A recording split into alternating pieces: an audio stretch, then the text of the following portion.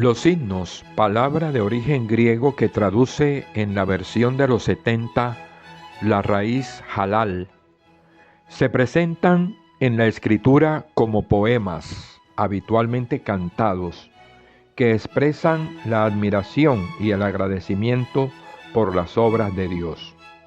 Muchos de ellos entraron a formar parte del libro de los Salmos. Estos himnos o bien narran las acciones salvíficas concretas de Dios, o bien alaban su modo habitual de obrar a impulsos de su inmensa misericordia. Pero el género literario de himno no aparece solamente en el Salterio. Lo encontramos a lo largo de toda la Biblia, desde el Pentateuco, pasando por los profetas, hasta llegar a los libros sapienciales y a los libros del Nuevo Testamento. Entre estos himnos neotestamentarios sobresalen los del Evangelio de San Lucas, el Magnificat, el Benedictus y el Nunc Dimittis, los más antiguos cánticos judeocristianos palestinos, los himnos de las cartas de la cautividad de San Pablo, en la que Cristo es considerado centro de todo el designio salvífico de Dios, y el prólogo del Evangelio de San Juan, cumbre de la composición hímnica del Nuevo Testamento. Los himnos del Evangelio de San Lucas, el Magnificat, el Benedictus y el Nunc Dimittis. El Magnificat, Lucas 1, 46 al 55. Desde el punto de vista cristológico, los himnos del tercer evangelio contemplan particularmente el cumplimiento en Cristo de los designios misericordiosos de Yahvé anunciados de antemano al pueblo de Israel. Es lo que canta en primer lugar el Magnificat, respuesta de María en forma hímnica al misterio de la gracia del que había sido hecha partícipe. El cántico recuerda los salmos veterotestamentarios, pero sus estrofas poseen una gran unidad de pensamiento, mezclándose diversos temas que se colorean tenuamente de la tonalidad propia de la nueva economía de salvación, la alabanza a Dios, el agradecimiento por sus gestas a favor de los humildes, el amor de Yahvé por su pueblo y la constante fidelidad a sus promesas. El conjunto se acomoda bien a la situación de María, a su esperanza y disposición de ánimo después del anuncio de Gabriel. En el himno no hay todavía una mención explícita a Cristo. María, después de haber cantado la misericordia de Dios para con ella, despliega un profundo sentimiento de adoración, recordando el poder y la misericordia de Dios como se revela en la historia, en particular sobre Israel, concluyendo con estas palabras: acogió a Israel su siervo, acordándose de la misericordia, como prometió a nuestros padres, a Abraham y su descendencia por siempre. Son palabras que celebran la solicitud de Dios hacia su pueblo, fundada en sus promesas de misericordia. Estos fueron sancionados solemnemente con un juramento hecho a Abraham.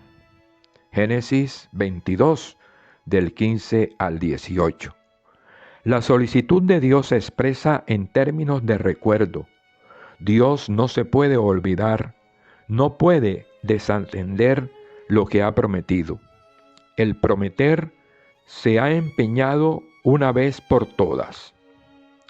El cántico no precisa el objeto de la promesa, pero ésta, en el contexto de la historia de Israel, no puede ser otra que el envío del Mesías, el último gran acto de la historia de la salvación. Lo que Dios había prometido a Abraham y a su descendencia, lo que había prometido a David, ahora se cumple por la misericordia y fidelidad de Dios. Se puede hablar de una incipiente cristología mariológica, en la que la gran hora de María se une a la gran hora de su pueblo. Ella se considera una sola cosa con su pueblo. La historia de su elección se une a la historia de la salvación de Israel. Otro de los signos cristológicos que nos trae el Evangelio de San Lucas es el Benedictus. San Lucas, capítulo 1, versículos 68 al 79. Bendito sea el Señor Dios de Israel, porque ha visitado y redimido a su pueblo. Nos ha suscitado una fuerza salvadora en la familia de David su siervo, como lo había prometido desde antiguo por medio de sus santos profetas, para salvarnos de nuestros enemigos y del poder de todos los que nos odian. De este modo mostró el Señor su misericordia a nuestros antepasados, y se acordó de su santa alianza, del juramento que hizo a nuestro antepasado Abraham, para concedernos que libres de nuestros enemigos podamos servirlo sin temor, con santidad y justicia en su presencia toda nuestra vida. Y tú, niño, serás llamado profeta del Altísimo, pues irás delante del Señor para preparar sus caminos, para anunciar a su pueblo la salvación por medio del perdón de sus pecados. Por la misericordia entrañable de nuestro Dios, nos visitará un sol que nace de lo alto, para iluminar a los que están en tinieblas y en sombra de muerte, y para dirigir nuestros pasos hacia el camino de la paz. El anuncio de Dios a Zacarías se realiza en un clima de alegría, signo de los tiempos del cumplimiento que han llegado. El origen del nombre del niño indica el carácter excepcional de Juan y su misión en los nuevos tiempos que se inician.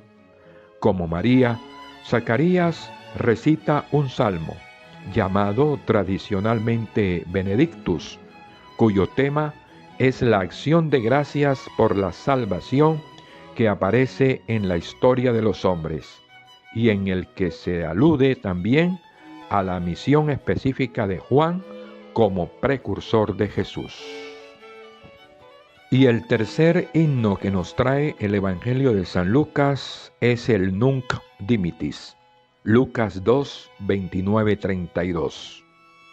Simeón lo tomó en sus brazos y bendijo a Dios diciendo: Ahora, Señor, según tu promesa, puedes dejar que tu siervo muera en paz. Mis ojos han visto a tu Salvador, a quien has presentado ante todos los pueblos, como luz para iluminar a las naciones y gloria de tu pueblo Israel. En el marco institucional del judaísmo, purificación, presentación, templo, el pueblo judío, representado por Simeón y Ana, encuentra al que será la gloria de Israel y la luz de los paganos. Hacia él confluye la esperanza anunciada en el Antiguo Testamento, pero la sombra de la cruz y del rechazo se insinúa ya en las palabras de Simeón. La confesión de fe de la comunidad lucana en boca de Simeón no olvida que todo eso se cumplirá a través del camino difícil de la vida de Jesús, una vida que asume plenamente nuestra humanidad.